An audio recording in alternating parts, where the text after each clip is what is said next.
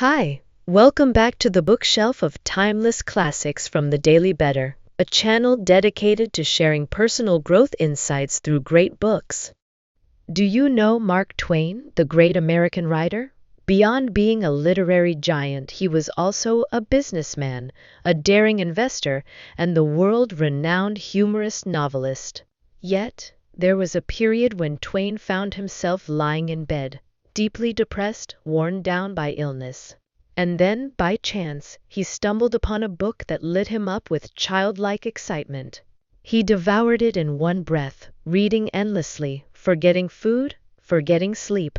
Surprisingly, it wasn't some masterpiece about a great figure in history, it was simply a novel about the coming of age of an 11-year-old girl named Anne.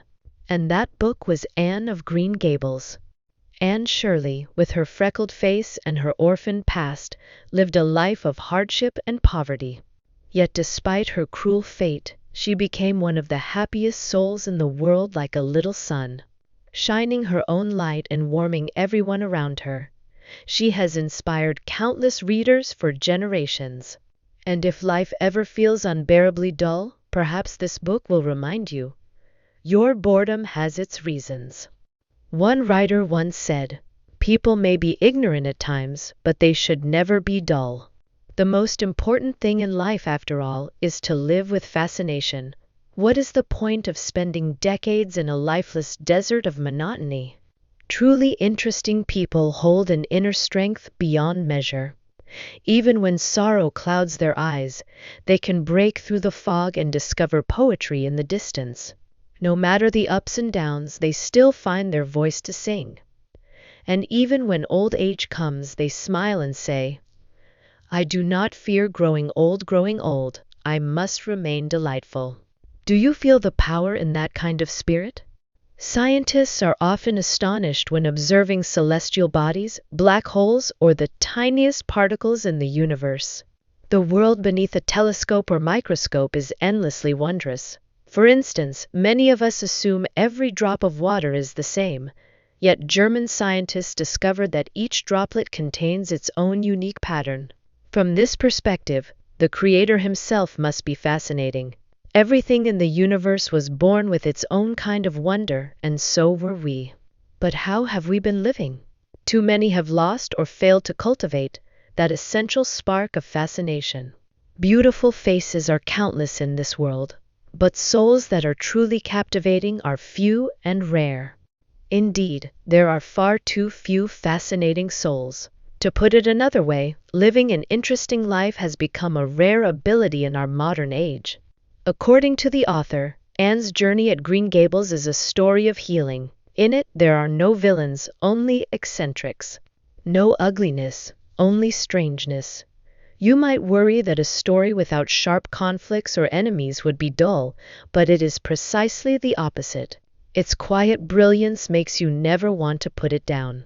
And when you finish the book, you may realize the hardships, the sorrows, the monotony of your own life. If you can transform them with a fascinating soul, then no matter how life unfolds, your story will always remain captivating.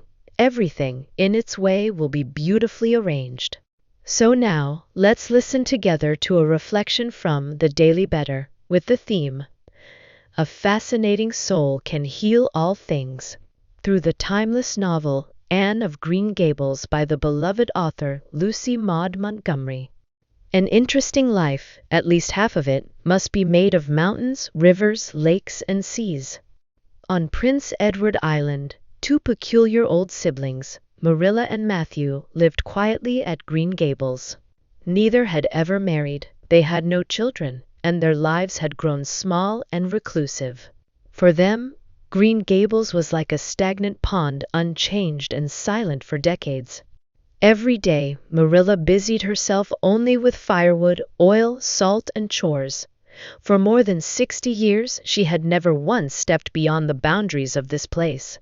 Her days were clockwork, meals at the same time, sleep at the same hour, weaving, sewing, tending to cattle and sheep. No hobbies, no friends, no conversations that strayed beyond necessity. Then came Anne, the orphan girl sent by the asylum to be adopted. From the moment she arrived, she was utterly enchanted by the beauty of Green Gables. But Marilla warned her sternly not to waste her eyes on such useless things. When the cherry tree in the yard burst into snow-white blossoms, Anne excitedly called it Lady Snow White. Yet Marilla, with a frown, remarked that its fruit was small, bitter, and attracted far too many bugs. The truth is, life mirrors the soul that perceives it. If you are dull, life will be dull. If you spend your entire existence struggling only for the bare minimum, you inevitably abandon yourself along the way. But a fascinating soul is different. Even in the darkest moments, it clings to wonder, discovering the delights the universe has hidden in plain sight, and savoring them. Anne was a child abandoned again and again by fate. At 3, she lost her parents. A couple, the Thomases, pitied her and took her in, but soon left her behind in the countryside. By chance, the kind Mrs. Hammond saved her from starving and brought her home, where Anne had to help manage 8 children. Eventually, even there, she was sent to the orphanage. And just when she thought she'd been blessed, adopted at last by the siblings of Green Gables, she nearly faced rejection the moment she arrived, all because she was not the boy they had requested. A mix-up from the middleman had delivered her here by mistake. Yet, even knowing she might be sent back to the orphanage the very next day, Anne allowed herself to be filled with joy. She sat by the window, gazing at the birches, the faraway mountain, the little stream across the fields. She gave the cherry tree a tender name, whispered to it as if it were her friend. Anne once said, "If you decide to have a happy moment, then you will have a happy moment." In real life, you'll meet many people like Marilla, but souls like Anne's who cherish, delight in, and converse with nature are exceedingly rare. Most of us are caught in the endless wheel of life. Just getting through 3 meals a day feels like enough, yet somehow society's invisible script keeps pushing us forward. Study, graduate, work, marry, have children, send them to school, babysit the grandchildren, and then fade away. We spend decades busying ourselves with the bare necessities, thinking we've lived fully when in truth, we've only lived half a life. The other half, the poetic half, we've missed entirely, hidden beneath the hollow shell of our own empty souls. I once had a childhood friend back in the countryside. She often gave me rides on her bicycle, pedaling us through the fields. She loved comparing clouds in the sky to strange, whimsical shapes. She used to say that one day she would become a writer. But now, whenever we talk, all she speaks of are her 2 teenage children, the burdens of work, the weight of money, and the endless grind of adulthood. When I returned home after years of studying abroad, I met my old high school classmates again. I couldn't tell whether I was the one out of place among them, or if they were the ones who had lost half their lives. Every conversation circled the same worn themes: children, spouses, the rising price of land, the cost of meat and vegetables at the market. Always the same, without fail. I once shared Anne's story with some fresh graduates, but their strained smiles quickly shifted to recommending books on how to get rich, how to sharpen their skills, how to rise above their peers. They had no interest in reading something dreamy, something they dismissed as childish. Even when nature itself offered wonders right beside them, they refused to look, calling it unrealistic, romantic nonsense, a waste of time. But life without poetry is like a dull knife, unable to kill you, yet still wounding you all the same. And one day, long down the road, many will realize, even without storms, even with material success and every box of society's script neatly ticked, a soul emptied of wonder will still be eroded by monotony. Have you ever considered that the culprit behind all this might be yourself? When you close your heart, don't blame the sun for not shining in. When you shut yourself away from the universe, blind to its beauty, how can you expect your life to be anything but barren ground? The sociologist Frederick once said, "Both suffering and happiness are nothing more than feelings in the heart." If life feels dull, it's because you're living like an empty shell. A fascinating soul, however, can always see rivers, lakes, mountains, and seas. It can always find poetry in this universe, even in the storm, even under the fog. And no matter how twisted or harsh life becomes, wonder has a way of turning back to heal you. An interesting life, even in the midst of ordinary days, must always give space for imagination to soar. Anne's fate was full of misfortune, yet what gave her the strength to turn hardship into joy? It was her imagination. She once told Matthew that, after being abandoned time and again, she had lived in places so desolate that, without imagination, she could not have survived. One writer said that Anne carried within her two priceless treasures, a sense of wonder at life, and an imagination full of optimism. When Anne first arrived at the Avonlea station, she chose to wait outside instead of the women's waiting room, because out there, her imagination had more room to breathe. Seeing the white blossoms scattered along the roadside and cherry branches hanging over the culvert, she immediately pictured a bride in a flowing wedding gown, her veil light and delicate. To Marilla and Matthew, the scenery was so familiar it seemed ordinary, but through Anne's eyes it became as enchanting as a fairy's mirror. She gave the places around her magical names: Lake of Shining Waters, the White Way of Delight, Lover's Lane, Birch Path, the Valley of Violets, the Snow Queen, the Peaceful Meadows, and more. Faced with a plain, outdated dress, Anne's imagination transformed it into something beautiful. A simple bedroom became a dreamlike space, adorned with silk curtains and velvet carpets, at least in her mind. For Anne, the imperfections of daily life could always be reshaped into perfection through imagination. To the world, this might look like self-deception, but to her, it was the secret to enjoying life. As the grandmother in Rebecca of Sunnybrook Farm once said, "Children need imagination, and imagination is priceless." No matter how hard life becomes later, it keeps them from being trapped in lifeless days. Sadly, today's children are burdened with endless schedules. If you asked who is busiest in the world, it might well be them. Mornings start early with school, afternoons are packed with classes and tutoring, and nights are filled with homework until late. There's no room left to cultivate their natural imagination. And so, they risk growing into adults with barren souls just like their parents. Anne's imagination not only made her cheerful, optimistic, and emotionally resilient, but it also began to heal those around her. The first was Matthew, the shy, awkward man of Avonlea. Silent, timid, and avoiding conversations with women outside his family, Matthew had come to the station expecting a boy, not a red-haired girl. How could he explain such a mix-up? But Anne spared him the trouble. She chattered brightly. "I'm so glad to see you. I thought you weren't coming. I was even getting worried. I imagined all sorts of reasons why you might not appear. I even thought, if you didn't come tonight, I'd just cross over to that big cherry tree by the road, climb up, and wait until sunrise. Wouldn't that be romantic? To hide among the blossoms, sleeping under the moonlight, it would feel like a marble hall. But then I knew, if you didn't come tonight, you'd surely come tomorrow." With words like these, her whimsical imagination softened Matthew's reserve and convinced him to take her home. And from that day, his once dull world grew brighter with her presence.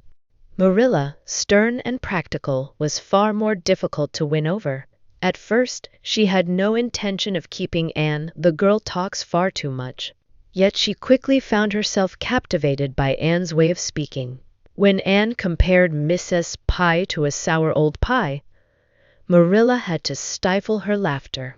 No one had ever spoken to her with such vivid, playful imagination. Bit by bit, Anne's whimsical words melted her frosty heart. In Avonlea, it was mostly children who were enchanted by Anne's spirit. Adults, on the other hand, saw her as odd. To them, imagination was trivial, even foolish because it wasn't practical. Over the years, their habit of cautious thinking had dulled their ability to feel beauty directly.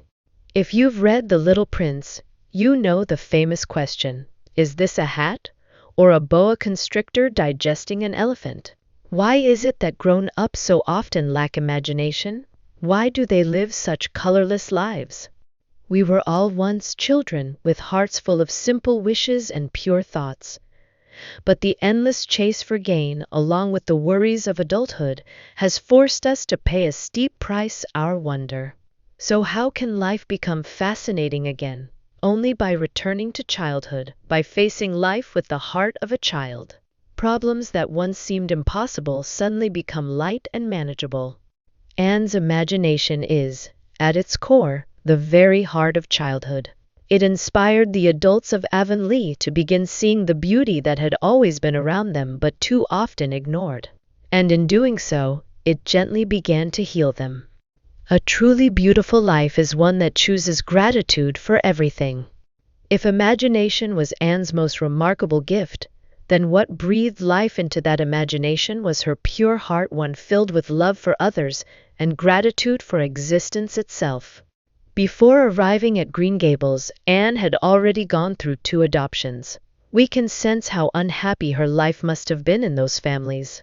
Yet, when Marina asked her about it, and harbored no resentment, instead she responded with compassion and thankfulness. She possessed a gaze that could always find beauty, a gift for capturing life's simple joys and turning them into medicine for wounded souls. Because she cherished life's blessings and guarded her kindness carefully, always striving to forgive malice, to let go of bitterness, and to share her simplicity and warmth with those around her. In Avonlea, Anne's love extended to nearly everyone, even those who had treated her poorly or hurt her. And her affection did not stop with people. She gave her genuine tenderness to plants, to trees, even to the smallest things around her. In her mind, every blade of grass had its own precious life, and so she befriended them all, the trees, the river, the meadows. She celebrated them with the fullness of her love. Near every bend, there is surely the most beautiful view. Anne had spent 5 years at the greenhouse camp, filling her painful childhood with precious memories. Thanks to her diligence, she was admitted to Queen's Academy and awarded a scholarship. At this point, many adult readers might think, wonderful things never last long, and a life so full of dreams will eventually have to face reality. Indeed, Menu, with her heart condition, passed away after hearing the news of the bank's collapse. And the doctor warned Marina not to read anymore, not to embroider, otherwise she would go blind. This was the first time Anne felt the sorrow of losing a loved one, and also the first time she sensed the heavy weight of responsibility on her shoulders. In the end, Anne gave up the scholarship, gave up the chance to study at Resman University, and chose to become a teacher in Avonlea. She stayed at the greenhouse camp to be by Marina's side, reading to her and helping with housework. If studying at Resman was like a straight, dreamlike path, then staying in her hometown was a bend in the road, with the future hidden from sight. Yet Anne chose to remain optimistic. I don't know what lies beyond the bend, but I believe the most beautiful scenery is waiting there. Those who love life also love the bends along the way. This girl, with both a fascinating soul and a resilient spirit, understood that no one can avoid the twists and turns life brings.